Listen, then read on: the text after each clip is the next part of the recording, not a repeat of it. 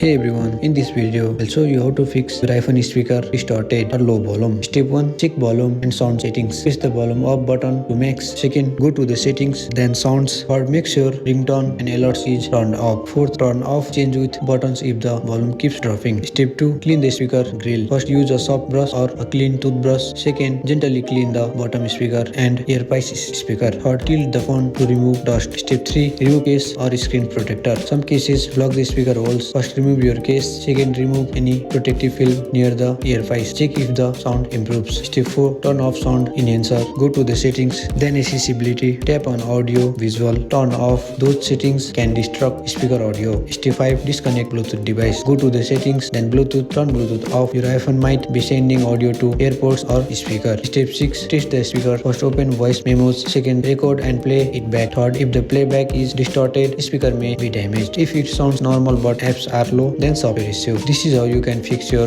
iPhone speaker distorted or low volume. And that's it. I hope you like this video. If you find this video helpful, drop a like, subscribe to our channel. See you in the next video.